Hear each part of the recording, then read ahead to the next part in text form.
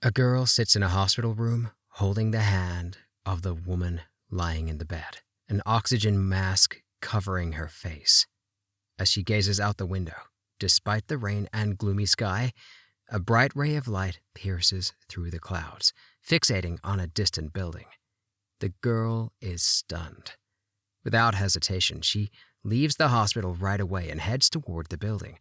When she arrives, she climbs the stairs and makes her way to the rooftop. There, she finds the light fixated on a shrine.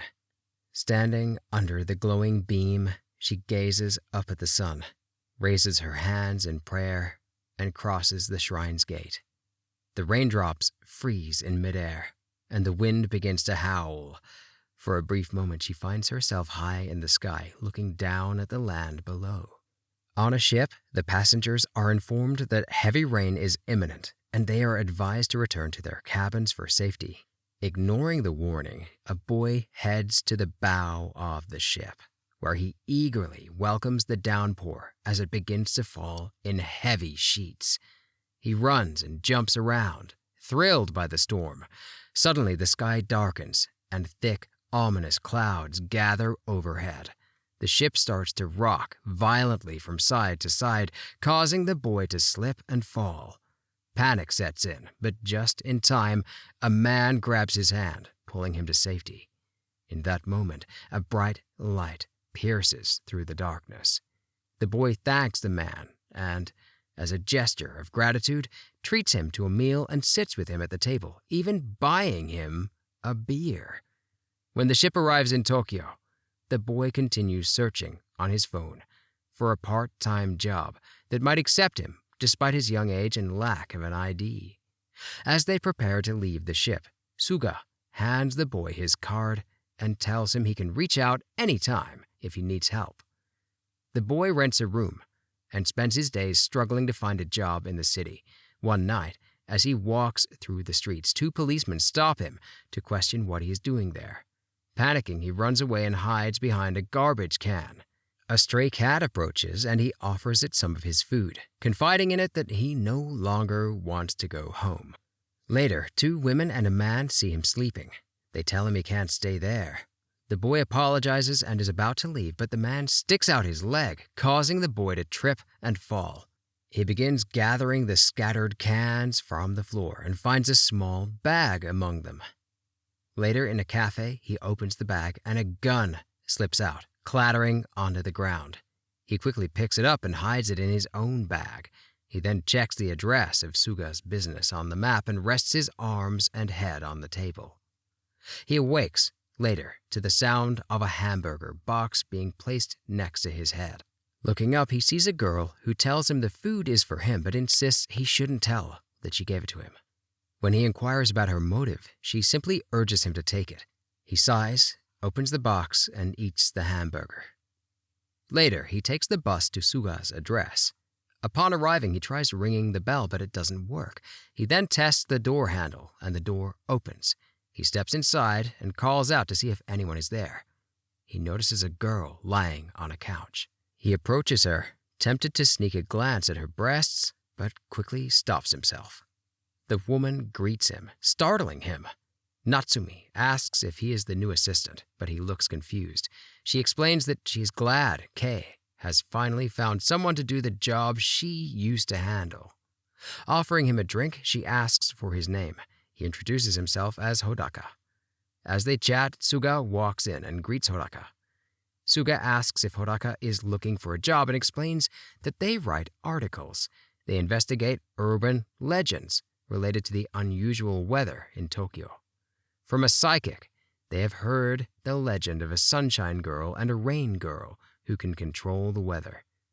Later, he is hired for the job, which includes a room to stay in and meals. At dinner, Hodaka, Natsumi, and Suga celebrate the new arrangement.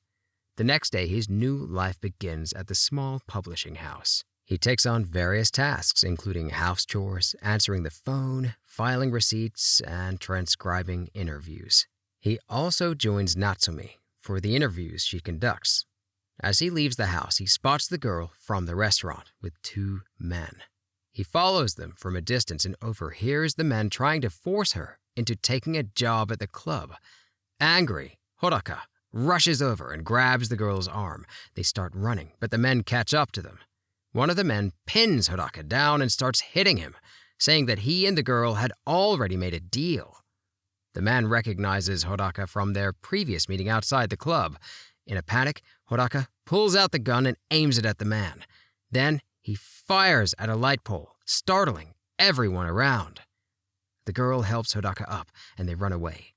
They escape to an abandoned building where the girl scolds Hodaka for interfering. She explains that she needs the job to support herself after losing her previous job at the fast food restaurant. She realizes that he's run away from home and mentions that it's unfortunate he hasn't fully experienced Tokyo because of the rain. However, she takes him to the rooftop and shows him her ability to clear the sky by praying. Hodaka is amazed. She introduces herself as Hina, and they were pleased with meeting each other. They shake hands. At home, Hodaka and Natsumi watch the news about strange objects falling with the rain, resembling fish that quickly disappear. Hodaka is surprised. Natsumi suggests that the sky is an unknown, vast world, and that a cumulonimbus cloud can hold as much water as a lake, making it possible that it could contain an unknown ecosystem. She then leaves for a job interview. Hodaka goes to Hina's house, and she welcomes him inside, beginning to prepare a meal. When he asks if she lives alone, she explains that she lives with her sibling due to some circumstances. When Hodaka is asked why he ran away, he shares that his town and parents were suffocating him, and he doesn't want to go back. Hina serves him lunch, and he is pleasantly surprised by how good it looks. As they start eating, both are amazed at how delicious the food is. Suddenly, the house starts shaking, startling Hodaka, who thinks it's an earthquake. But Hina reassures him that it's just the trains passing by. Inspired by the idea of the Sunshine Girl, Hodaka proposes that he and Hina start a business together, offering her mysterious ability to people who want clear weather for special events. As they discuss the idea, Hina's brother, Nagi, enters the room. Hina introduces them to each other. Both Hodaka and Hina feel a mix of excitement and nervousness when they receive their first request. The next day, Hodaka gives Hina an umbrella and dresses Nagi in a costume before they head to their first customer. At first, it seems like nothing will happen, but then the sky clears and the customers are amazed. They get paid and even receive a tip. Their business quickly becomes a great success, attracting a wide variety of clients from young children to large corporations.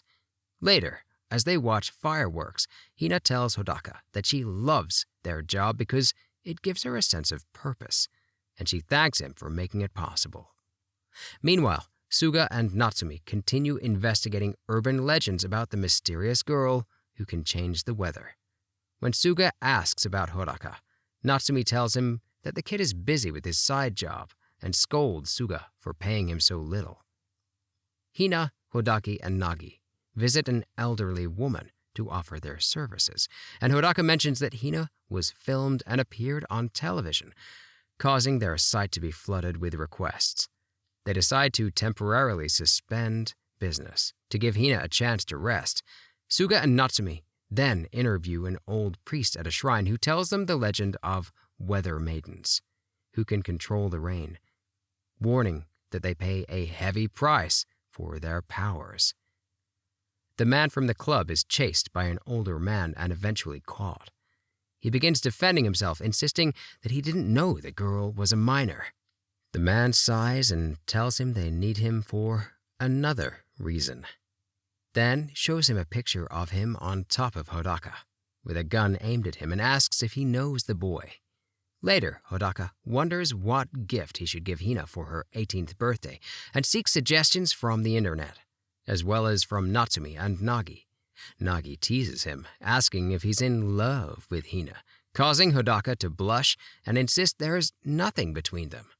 Nagi then opens up about how his sister has been working non-stop ever since their mother passed away, all to take care of him. He shares that he wants to see her enjoy typical teenage experiences and tells Hodaka he's counting on him to help make that happen. Hodaka buys a ring for Hina. Their Sunshine Girl job is set to end the next day, with their last customer being a man who wants sunny weather so he can play with his daughter. Hodaka plans to give Hina the ring afterward. To his surprise, the man turns out to be Suga. Hodaka watches as Suga plays with his daughter, then confronts him for not mentioning he had a daughter at all. Suga explains that his daughter lives with their grandmother, who won't let him see her if it's raining. As Natsumi approaches them, Hodaka whispers to Suga, asking what he's gonna do, and if Natsumi knows that he's married. Suga bursts into laughter and tells Natsumi that Hodaka thought she was his mistress, shocking her. Hodaka quickly apologizes, explaining that he wasn't told she is his niece. Suga and Hodaka join Suga's daughter, Moka, and Nagi to play together. Meanwhile, Natsumi tells Hina that Suga also ran away from home as a teenager. He eventually met his future wife and fell deeply in love with her, but a few years later she tragically died in an accident. Later, Moka insists that Nagi join them for dinner, and he agrees, asking Hodaka to take Hina home. Moka hugs Hina and thanks her for bringing sunshine. As Hina and Hodaka walk home, Hodaka feels nervous about confessing his feelings to her. Suddenly, Hina calls out his name, and he notices strange objects flying around her. In an instant, she disappears, only to be gently lowered back to the ground from the sky. The police are searching for Hodaka after his family reports him missing. They trace him through security footage showing him with the gun. Officers arrive at Hina's apartment and question her. Hina realizes that without a legal guardian, social services will separate her from Nagi. Suga, who is also visited by the police, fires Hodaka, explaining that the police suspect him of kidnapping. He hands Hodaka severance pay in cash. Faced with these troubles, Hodaka, Hina, and Nagi decide to run away together. The weather gets worse and starts to snow heavily. On the streets, the three are soon caught. Hodaka tries to run but is stopped by two police officers. Just as they are about to take him, Hina distracts the police by praying for lightning to strike nearby. This allows the trio to escape to a hotel. At the hotel, they laugh and enjoy their time together. As they are about to go to bed, Hodaka gives Hina the ring. She is overjoyed and thanks him. She then asks if he wants the rain to stop and tells him that she is a human sacrifice. She explains that if she is sacrificed, her body will disappear and the weather will go back to normal. She opens her robe to show parts of her that are already disappearing. Hodaka starts to cry while Hina asks him to take care of Nagi. But he reassures her that she isn't going anywhere and that they will stay together. He gently slips the ring on her finger. Hina embraces him and they both cry in each other's arms. The next day, Hina has vanished and the rain has stopped. Hodaka panics when he doesn't find her. The police track Hodaka to the hotel and take him into custody while Nagi is sent to a children's counseling center. Hodaka escapes from custody with the help of Natsumi, who tried to get him close to the building where the shrine's at. The police corner him in the abandoned building. At first, Suga tries to stop him, but Hodaka points the gun at him. As the policemen surround them, Suga is moved by Hodaka's desperation to save Hina, so he attacks the policeman, which helps Hodaka escape. Hodaka reaches the top of the building and jumps through the shrine, which transports him above the world into the sky. He rescues Hina, and as they fall back to earth, he begs her to live for herself. The rain resumes with no end in sight. Once they return to the rooftop shrine, Hina, Hodaka, Natsumi, Nagi, and Suga are all arrested, and the heavy rains start again. Hodaka is sentenced to 3 years of probation and sent back to his home. 3 years later, Hodaka returns to Tokyo and visits Suga, who has expanded his business. Suga shows him a photo from the last day he spent with his daughter, Nagi, and Natsumi, and advises him to go see Hina. On his way to find her, Hodaka sees Hina praying on a street overlooking the flooded city. As soon as she spots him, they run to each other, hugging tightly and overjoyed to be reunited. He holds her hands and reassures her that everything will be all right. I love an extended metaphor that runs throughout a narrative. And guys, I hope you did too. And I also hope that you liked our recap of this film. If you want more of the same for different stuff, then you know what I'm going to ask. Please subscribe, like, comment below if you like, but please, please, please, ding that notification bell so you know when the next recap is coming out. Okay, thanks so much for listening all the way through. We'll see you next time. Bye.